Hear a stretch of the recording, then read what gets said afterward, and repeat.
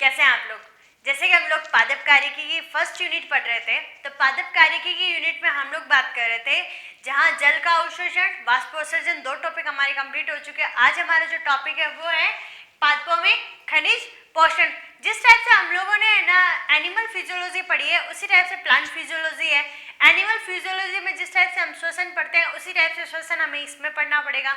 उसमें हम पोषण पढ़ते हैं कि जो हमारा डाइजेशन सिस्टम है, जो हमारा पाचन तंत्र है, तो उसी टाइप से हमें यहाँ पे भी पोषण देखने की आवश्यकता होती है, जिसमें हम लोगों ने जल अवशोषण देखा, जिसमें हम लोगों ने वाष्पोत्सर्जन देखा। उसी के साथ में हम लोग बात कहते हैं किस टाइप से CO2 और O2 है वो एक्सचेंज होते हैं। तो इसी टाइप से हमें सारे के सारे टॉपिक्स हैं जो हमें एनिमल्स में पढ़ने होते हैं, वही हमें सारे के सारे पादप में पढ़ने होते हैं। तो आज जो हमारा टॉपिक है वो है पादपों में खनिज पोषण। अब ये पोषण है, पोषण वर्ड है, वो हमारे लिए भी जरूरी है। हमें भी हर एक चीज चाहिए, हमें विटामिन चाहिए, हमें प्रोटीन चाहिए, कार्बोहाइड्रेट, फैट, हमें हर एक चीज की आवश्यकता होती है। उसी टाइप से पादपों को भी पोषण की आवश्यकता होती है। हम ये सारे के सारे पोषक तत्व हैं वो पादपों से प्राप्त करते हैं, लेकिन पादप कहाँ से प्राप्त करेंगे? पादप को कौन कौन से तत्व कितनी कितनी क्वांटिटी में आवश्यकता होती है, उसके बारे में हम लोग डिस्कस आज के वीडियो में करने वाले हैं। तो यहाँ पे देखिए, सबसे पहले पोषण की डेफिनेशन लिखी है। तो पोषण होता क्या है, पोषक तत्व होते क्या है? तो यहाँ मैंने लिखा है कि सभी सजीवों को अपनी वृद्धि, विकास और जीवन चक्र को पूरा करने के लिए पोषक तत्वों की आवश्यकता होती है। हम लोग देखते हैं कि जिस टाइप से हम लोग जो चीज़ ज़्यादा ले रहे हैं, हम लोग प्रोटीन अच्छे से ले रहे हैं, तो हमारे बालों की, नाखून की, हमारी स्किन की जो एक चमक है वो एक अलग ही रहती है। हम यदि फैट ज़्यादा ले रहे हैं, हम लोग यदि कोलेस्ट्रॉल वाली चीज़ें खा रहे हैं, हम लोग तीनों टाइम घी के परांठे खा रहे हैं अच्छे खासे घी के, तो हम लोग का क्या, हम लोग कैसे हो जाएंगे? हम लोग मोटे हो जाएंगे। तो वो भी हमें रिफ्लेक्ट करेगा। उसके अलावा हम बात करें विटामिन से अच्छा होगा, तो विटामिन ए है वो हमारी आइज़ के लिए अच्छा होता है। आप लोग कहोगे कि मैम की तो आइज़ पे चश्मा लगा हुआ, मतलब विटामिन ए अच्छा नहीं है। विटामिन ए है, उससे मैंने बताया था आपको रतौंधी रोग, मतलब रात को दिखाई नहीं देता। मैंने चश्मा लगा रखा है पर मेरे को रात को अच्छे से दिखाई देता है। ठीक है, तो इस टाइप से हर एक चीज़ की एक लिमिट होती है कि इस लिमिट में उसको आवश्यकता होगी। तो इसी तरह से हम लोगों ने कहा कि सभी जीवों को अपनी वृद्धि करने के लिए, विकास करने के लिए और अपने जीवन चक्र को पूरा करने के लिए जो पोषक तत्व आवश्यक होते हैं उसको हम पोषण कहते हैं। इन पोषण को, यहाँ पे ये जो पोषक तत्व है पूरा कंप्लीट चैप्टर है, उसकी स्टडी है वो किसने की थी? डी सॉसर और वॉन सैक्स। तो ये आपको दो साइंटिस्ट के नाम ध्यान में रखना है। उसके बाद में आपको ध्यान में रखना है कि पोषक तत्व है कार्बनिक भी हो सकते हैं और पोषक तत्व है वो अकार्बनिक भी हो सकते हैं। तो कार्बनिक और अकार्बनिक का मतलब आप लोगों को केमिस्ट्री में अच्छे से ध्यान में है। केमिस्ट्री में आप पढ़ते हो कि जिन तत्वों में कार्बन उपस्थित होता है उसको कार्बनिक कहा जाता है, जिनमें कार्बन अनुपस्थित होता है उसको अकार्बनिक कहा जाता है। तो कार्बनिक का मैंने लिखा है जिसमें कार्बन उपस्थित होगा। तो हम जिन तत्वों की बात करें, हम लोग कार्बोहाइड्रेट की बात करें तो कार्बोहाइड्रेट के फॉर्मूला में C6H12O6 कार्बन प्रेजेंट होता है। प्रोटीन की बात करें उसी टाइप से लिपिड की और विटामिन की, तो इन सब में क्या है? कार्बन उपस्थित होने के कारण इनको कार्बनिक पोषक तत्व कहा जाता है। और हम अकार्बनिक की बात करें तो अकार्बनिक पदार्थ में हम लोग खनिज तत्व, जल वगैरह, इनको हम यहाँ पोषण तत्वों में ले सकते हैं। उसके बाद में हम बात करते हैं कि पोषण के आधार पे जीवों को कितने भागों में डिवाइड किया गया है, पोषण किस तरह से वो जीव है वो ग्रहण करता है, क्योंकि हम यहाँ पे सभी जीवों के बारे में बात कर रहे हैं।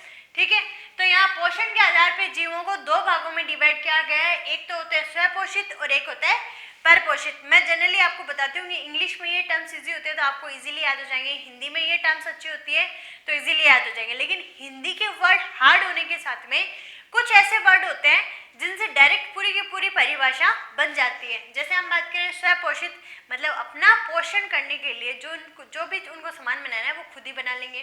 परपोषित मतलब किसी दूसरे पे निर्भर रहने वाले। ये तो हुए यहाँ पे नाम के मीनिंग। उसके साथ में देखिए, आप स्वपोषित को मैंने लिखा है केवल अकार्बनिक पदार्थ है वो बाहर से लिए जाते हैं।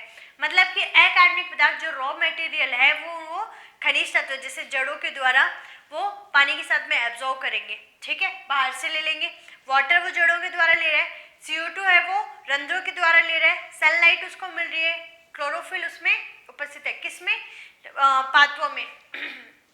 तो पादपों में जो क्लोरोफिल युक्त पादप है, और जो मैंने बैक्टीरिया लिखा है, बैक्टीरिया मतलब जो साइनोबैक्टीरिया आप लोगों ने पढ़ रखा होगा, नीलहरी शैवाल, उसमें क्लोरोफिल ए प्रेजेंट होता है, इसके कारण वो अपना खाना है वो खुद ही बना लेता है, और खाना खुद ही बना लेता है तो उसका नाम क्या होगा, स्वयं पोषित। तो ये अकार्बनिक पदार्थ है वो तो बाहर से ग्रहण करेंगे, लेकिन कार्बनिक पदार्थों का संश्लेषण ये अपने शरीर में खुद ही कर लेते हैं, तो इनको कहा जाता है स्वयं पोषित। और एग्जाम्पल में मैंने आपको बता दिया, क्लोरोफिल युक्त पादप, पादपों में क्लोरोफिल पाया जाता है पत्तियों में, उसके द्वारा और बैक्टीरिया के द्वारा।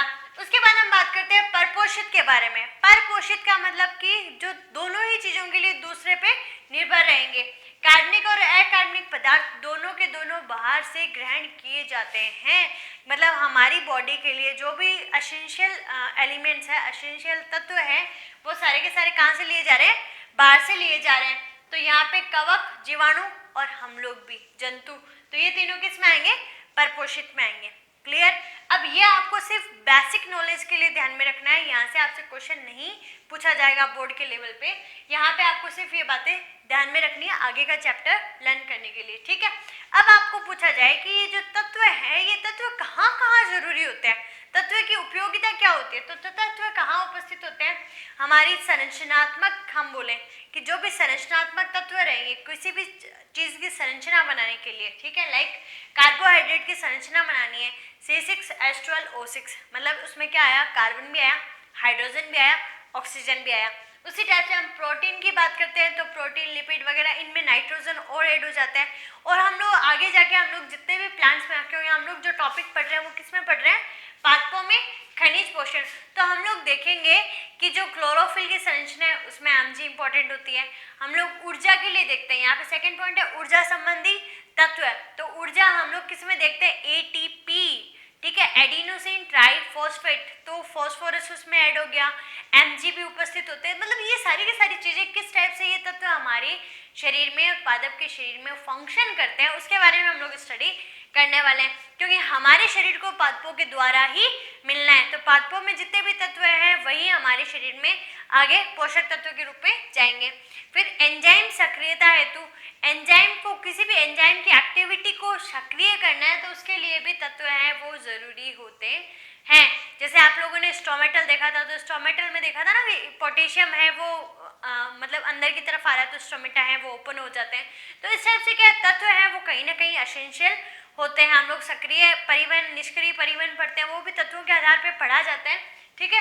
तो इस टाइप से ये सारे के सारे हमारे तत्व का एक बेसिक सा नॉलेज हो गया, मैंने आपको बता दिया। उसके बाद हम बात करते हैं कि पादपों में अनिवार्य पोषक तत्व है। यहाँ पे जो मैंने अनिवार्य वर्ड यूज किया है, अनिवार्य वर्ड यूज करने के पीछे मेरा सारांश ये था कि आप देखें कि आप लोगों ने जो आवर्त सारणी पढ़ रखी है उसमें आप 108 के लगभग तत्व पढ़ते हैं। उनमें से यदि हम पादपों में जो अध्ययन किया था, इन्होंने जो अध्ययन किया उन्होंने देखा कि पादपों में 60 तरह के तत्व हैं वो उपस्थित हुए थे, ठीक है। लेकिन उन 60 प्रकार के तत्वों में से भी कुछ चीज ऐड किया, कुछ चीज वापस रिमूव किया। तो उन्होंने जो एक्सपेरिमेंट किया तो उनका पूरा का पूरा जो निष्कर्ष निकला वो निष्कर्ष ये था कि जो 17 तत्व है वो अनिवार्य है, मतलब उनके बिना प्लांट की बॉडी की स्ट्रक्चर है वो नहीं बन सकती। क्योंकि हम बात कर रहे हैं वृद्धि की भी, हम बात कर रहे हैं विकास की भी, और हम बात कर रहे हैं जो उसका पूरा का पूरा लाइफ साइकिल चल रहा है, जीवन चक्र चल रहा है, वो इन तत्वों पे आधारित है। तो यहाँ पे आप देखिए कि जो अनिवार्य पोषक तत्व है जिनके बारे में हम 17 के बारे में बात करने वाले हैं, उसमें देखिए कि ये सारे के सारे तत्व अब्सॉर्ब कहाँ से किए जाते हैं, मतलब अवशोषित कहाँ से किए जाते हैं, जड़ों के द्वारा। ये तत्व जड़ों के द्वारा ही अवशोषित किए जाएंगे। ये आप लोगों को मैंने जब 6th चैप्टर पढ़ा रही थी उस टाइम मैंने आपको समझा दिया था। उसके बाद में ये चारों पॉइंट्स है, ये चारों पॉइंट्स आप लोगों के इंपॉर्टेंट रहेंगे। आप लोग देखिए कि पोषक तत्व, अनिवार्य पोषक तत्व का एक मापदंड, एक क्राइटेरिया ना निर्धारित किया गया है। वो मापदंड क्या है, तो 4 तरह का इसमें मापदंड रहेगा। आप देखिए, वृद्धि के लिए, विकास के लिए, जनन के लिए ये आवश्यक होते हैं। मैंने कहा 60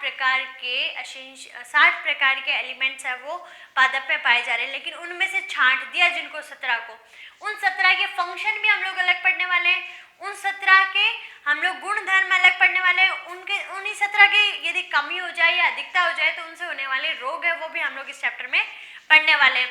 तो यहाँ पे देखिए, वृद्धि के लिए भी अलग होगा, विकास के लिए भी और जनन के लिए भी कोई ना कोई अनिवार्य पोषक तत्व पाया जाता है, ठीक है। फर्स्ट पॉइंट ये हो गया खनिज तत्व का कार्य विशिष्ट होता है, इसको प्रतिस्थापित नहीं किया जा सकता।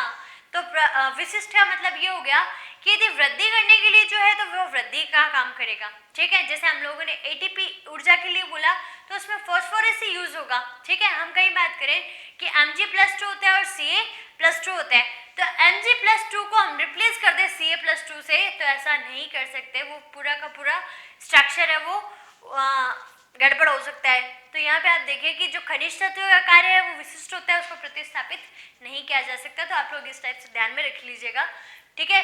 विशिष्ट खनिज तत्व की कमी से विशिष्ट प्रकार का रोग होता है। हम लोग देखेंगे कि हमें बहुत सारे जो हम लोग ये 17 एलिमेंट्स पढ़ने वाले हैं, इनमें बहुत सारी डिजीज पढ़ने के लिए मिलेगी कि भाई इसकी कमी होने के कारण पादपों में इस प्रकार का रोग हो जाता है। आप कहोगे कि मैम रोग तो पीछा ही नहीं छोड़ रहे, हम रोग कितने रोग पढ़ चुके, और जबकि हमारी जो रोग की पूरी एक यूनिट है, ठीक है, जो हमारी लास्ट चैप्टर की जो 39-40 वाला जो चैप्टर है वो पूरा का पूरे डिजीज पे, रोगों पे आधारित है। तो उसमें तो अभी तक हम लोग घुसे ही नहीं, उससे पहले हम लोग इतने सारे रोग पढ़ लेंगे ना, तो यहाँ पे आपको जो पादपों से संबंधित रोग है वो देखने के लिए मिलेंगे, ठीक है। फिर उपापचय में भी प्रत्यक्ष रूप से सम्मिलित, हम कह ही रहे हैं कि इसमें हम सारी की सारी केमिस्ट्री पढ़ने वाले हैं। तो केमिस्ट्री है जो हमारी बॉडी की सारी केमिस्ट्री को मेंटेन करने वाली जो वर्ड हम यूज करते हैं वो क्या होता है, उपापचय, जिसमें उपचय और अपचय प्रक्रियाएं होती है, ठीक है। तो उपापचय में प्रत्यक्ष रूप से ये सम्मिलित होते हैं। फिर है पादप पोषक तत्व, हम लोग टोटल कितने पढ़ने वाले हैं, 17 पढ़ने वाले हैं। इन 17 में आपको देखना मिलेगा वृहत मात्रिक पोषक तत्व है और सूक्ष्म मात्रिक पोषक तत्व है। वृहत मात्रिक मतलब नाम से समझ में आ रहा है, उसकी मात्रा हमें क्या चाहिए, ज्यादा चाहिए, ठीक है। सूक्ष्म मात्रिक मतलब उसकी मात्रा क्या चाहिए, कम चाहिए, ठीक है। पहली बात तो यहाँ से क्लियर हो जाती है। उसके बाद में आपने 17 है तो यहाँ पे टोटल कितने हैं, 9, और यहाँ पे टोटल कितने हैं, 8, ठीक है। उसके बाद में हम बात करें कि इसकी सांद्रता क्या रहेगी, अधिक रहेगी। हम कह रहे हैं किसी चीज में भी किसी तत्व को मिला ज्यादा मात्रा में मिला जाए तो उसकी सांद्रता अधिक है, कम मात्रा में मिला जाए तो उसकी सांद्रता कम है। तो यहाँ इसकी सांद्रता क्या रहेगी, ज्यादा रहेगी। 1 ग्राम शुष्क भार में 10 मिलीमोल पर केजी, ठीक है। तो आप लोगों को ये मात्रा है वो ध्यान में रखनी है कि 10 मिलीमोल पर किलोग्राम से ज्यादा है तो वो क्या होगी, वृहत मात्रिक पोषक तत्व है।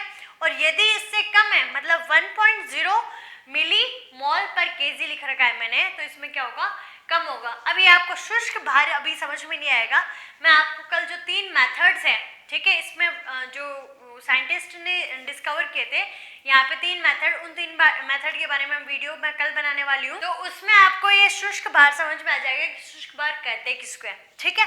इसको आप एक बार यहीं पे छोड़ दीजिए। उसके बाद हम बात करते हैं कि ये जो हम लोग वृहत मात्रिक और सूक्ष्म मात्रिक पढ़ रहे हैं, तो वृहत मात्रिक मतलब जो ज्यादा क्वांटिटी में चाहिए वो कौन कौन से हैं। तो सबसे पहले मैंने अखनिज तत्व लिखे हैं, मतलब जो खनिज नहीं है, गैसेज है, ठीक है। कार्बन गैस है, ऑक्सीजन और हाइड्रोजन ये गैस है। यहाँ पे मैं किसी टाइप का कोई 17 एलिमेंट्स याद करने का ट्रिक नहीं बताने वाली आपको, आप लोग इनको 3 से 4 बार लिखिए, आप लोगों को याद हो जाएंगे, ठीक है। तो अखनिज में कार्बन, ऑक्सीजन और हाइड्रोजन। उसके बाद हम बात करते हैं प्राथमिक और द्वितीयक, जो बचे हुए 6 एलिमेंट्स थे उन 6 एलिमेंट्स को प्राथमिक और द्वितीयक में डिवाइड कर दिया। प्राथमिक मतलब उसके बिना तो काम बिल्कुल चलना ही नहीं है, तो इसके लिए इसको क्या बोल दिया हम लोगों ने, क्रांतिक तत्व भी बोल सकते हैं। तो नाइट्रोजन, फास्फोरस और पोटेशियम ये सबसे ज्यादा इंपॉर्टेंट तत्व हैं। फिर द्वितीयक सल्फर, कैल्शियम और मैग्नीशियम। तो आप लोगों को ये ध्यान में रखना है, प्राथमिक में आपको कौन से ध्यान में रखना है, नाइट्रोजन, फास्फोरस और पोटेशियम, ठीक है। और यहाँ द्वितीयक में आपको ध्यान में रखना है सल्फर, कैल्शियम और मैग्नीशियम। तो आप लोग इस टाइप से 3-3 बार बोल के याद कर लीजिए, आप लोगों को इजीली याद हो जाएगा। फिर सूक्ष्म मात्रिक पोषक तत्व है जो कम मात्रा में चाहिए, तो कम मात्रा में यहाँ पे देखिए boron, copper, chlorine, manganese, molybdenum, निकल, जिंक और आयरन। तो ये 8 तत्व है, ये सूक्ष्म मात्रा में चाहिए वाले यहाँ तत्व हो चुके हैं, ठीक है। तो इस टाइप से आप लोगों को यहाँ पे जो क्वेश्चन पूछा जाता है इस चैप्टर से, तो एक तो एक क्राइटेरिया है, पूछ सकते हैं, आज से पूछा तो नहीं है लेकिन क्राइटेरिया है, पूछ सकते हैं। फिर पोषक तत्व टोटल कितने होते हैं, तो 17 आप लोगों को याद रखना है। उसके अलावा ये सारे के सारे जो आपको नाम है, ठीक है, वृहत मात्रिक और सूक्ष्म मात्रिक, इनके नाम आपको ध्यान में होने चाहिए। और उसी के साथ में मैंने आपसे कहा कि यहाँ पे हम लोग जो विशिष्ट रोग पढ़ने वाले हैं ना, तो क्वेश्चन मोस्टली उसी से पूछा जाता है, और एक जो हम लोग कल 3 मेथड्स पढ़ने वाले हैं, उन तीनों मेथड्स में से एक जो जल संवर्धन रहता है उसका क्वेश्चन है, वो बोर्ड के लेवल पे काफ़ी इंपॉर्टेंट रहता है, वो मैं आपको कल के वीडियो में समझाऊंगी। आप लोग अपनी नोटबुक और पेन है वो वापस तैयार कर लीजिए, वापस अपने नोट्स है वो प्रिपेयर करना शुरू कर दीजिए, क्योंकि अभी ये दिवाली फेस्टिव मूड था आपका, तो हम लोगों ने वीडियोस नहीं मैंने भी वीडियो नहीं बनाए, आप लोगों ने भी स्टडी नहीं की, तो वापस अपना बोर्ड वाला जो रूटीन है वो वापस फॉलो करना शुरू कर दीजिए। तो खुश रहिए, मुस्कुराते रहिए और घर पे सुरक्षित रहिए। Thank you.